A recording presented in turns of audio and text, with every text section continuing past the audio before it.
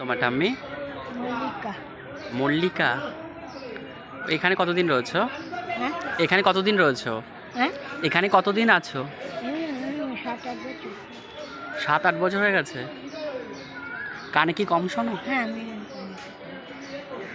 কোথায় থাকো রাত্রে? কোথায় থাকো রাত্রে? কোথায় থাকো? রাতে এখানেই থাকি। কোথায় শো? হ্যাঁ রাতে এটা কি তোমার? এটা এটা তোমার? এই এই চোখটা তুমি দেখতে পাচ্ছ? ওইটুকুও ভালো দেখতে, এটা অপারেশন করতে। ওটাও দেখতে পাও না। আর এটা এটা কবে থেকে এরকম হয়েছে? এই চোখটা কবে থেকে এরকম? এটা একদম এটা নষ্ট হয়ে গেছে। সেটা কবে নষ্ট হয়েছে? কতদিন আগে নষ্ট হয়েছে? হ্যাঁ কতদিন আগে নষ্ট হয়েছে? এই ছোটোবেলা। ছোটবেলা থেকে? বাড়িতে কে গেছে? বাড়িতে আছে দাদা দিদিরা আছে, দেখে না তো। দাদা? কে কে আছে? দাদা? দাদা আছে, দিদিরা আছে, কেউ দেখে না। ওরা দেখে না? আপনাদের বাড়ি কোথায় তাহলে? আমার বাড়ি বসে আছে। বসিরহাটে? খেয়েছেন দুপুরে কিছু? আমি আগে কাজ করে খেতাম। ও, আগে লোকের বাড়ি কাজ সবসময় থাকতাম, খেতাম। আর এখন ওই চোখে অপারেশনের করতে তারপর এরম এই যে পাটা ভাঙা, পা ভাঙা, লাঠি নিয়ে চলে।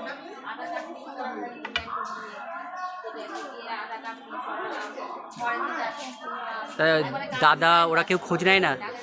দাদা দিদি কেউ খোঁজ না, আসে না আমার কাছে কেউ। কেউ আসে না? আমি একের থাকি, সবাই জানে। ও জানে ওরা? সবাই জানে আমি এক জায়গায় স্টেশন থাকি, সবাই জানে। কিন্তু ওরা কেউ আসে না।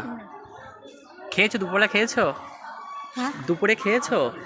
দুপুরে দুপুরে ভাত খেয়েছো? দুপুরে ভাত খেয়ে কে দিয়েছে? আমি লোকের কাছে পয়সা চেয়ে আনি, তাই কিনেছি। ও লোকের কাছে চান তাই লোকেরা দেয়? মানে কানে একদম শুনতে পান না? না আমার ভালো ছুটি যায় না বাবা, আমি এরকম হয়ে গেছি। আগে ছুটি তা বাড়ির লোকেরা যে আর দেখে না, কষ্ট হয় না? হ্যাঁ বাড়ির লোকেরা যে আপনাকে দেখছে না, তা আপনার কষ্ট হয় না? কার আমার করলে হলে কী করবো বাবা, কিছু করার নেই আমার। ওই ওপরওয়ালা ভগবান দেখে, আর কি করবো। উনি আমায় দেখো ওপরওয়ালা, ওনারই ডাকি সবসময়। উনি আমার যা করে উনি আমায় দেখে, উনি আমায় আহার দেখে ওপরওয়ালা। মানুষের মাধ্যমে উনিই দেয়। হ্যাঁ উনি তো স্বয়ং আসতে পারে না, না কিছু মানুষকে পাঠায় তাদের জন্য। আর কি করবো বাবা? আশীর্বাদ করি, ভালো থেকো, ভগবান তোমার দুটো আই। তো বাড়ির লোকরা যদি বাড়ি নিয়ে যেত, আপনি যেতেন ওদের সঙ্গে? বাড়ি বাড়ির লোকরা যদি বাড়িতে নিয়ে যেত আপনাকে, আপনি যেতেন ওদের সঙ্গে? কার বাড়িতে? মানে আপনার ওই দাদা দিদিরা যদি নিয়ে যায়? না না ওরা নিয়ে যাবে না? না না ওদের ঘর আমি আছে? যাই না। না আমি কারোর বাড়ি আমার আত্মীয় স্বজন বাড়ি কারোর বাড়ি যাই না। ওই রাস্তার মধ্যে থাকি, আমার লোকে দিয়ে যায়। আমি দুটো স্টেশনতে হাত পেতে নিয়েছি, ওই চাই আমি। কত বছর হচ্ছে বাড়ির বাইরে? কত বছর হচ্ছে বাড়ির বাইরে? অনেক বছর। আমি আগে আগে ভালো ছিলাম। আমি 8-9 বছর মা বাবা থাকার কালীনই কাজ করে খেতাম, বুঝেছেন। তারপরে আমি মা বাবা মরে গেল, তারপরে আমি কার কাছে থাক না, আগে ঘর ভাড়া থাকতাম। ঘর ভাড়া থেকে তারপর চোখটা এরকম হয়ে গেলাম, গিয়ে তারপর অপারেশন হয়ে গেল, তারপর চোখের নিয়ে। তারপরে আমি বলেছি আমি না খেতে পারলে আমি লোকের কাছে ভিক্ষা করে খাবো।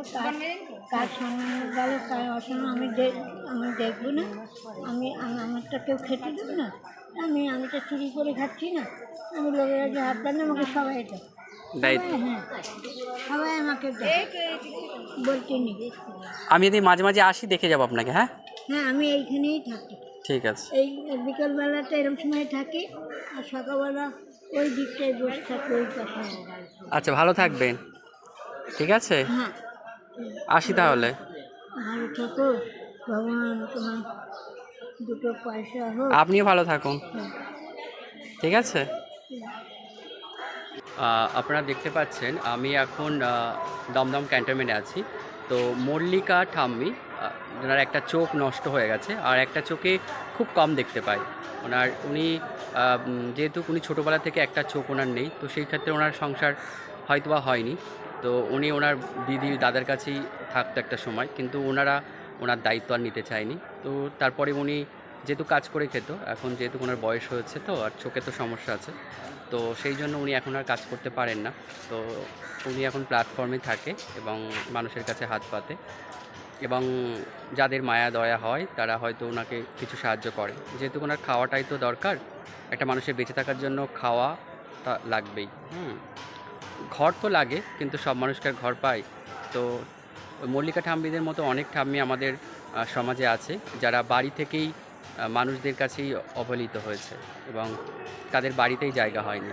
এক মুঠো ভাতের জন্য তাদের বাড়ি ছাড়তে হয়েছে। তো আমরা সবাই যেন এরকম মল্লিকা ঠাম্মিদের মতো মানুষদের পাশে আমরা একটু যেন দাঁড়াই, কারণ তারা সবাই ফ্যামিলির লোক ফেলে দিলেও আমরা যেন তাদেরকে না ফেলি। তো আমরা মানুষ হয়ে যদি মানুষের পাশেই থাকতে পারি, তাহলেই কিন্তু আমাদের একটা মানুষের পরিচয়।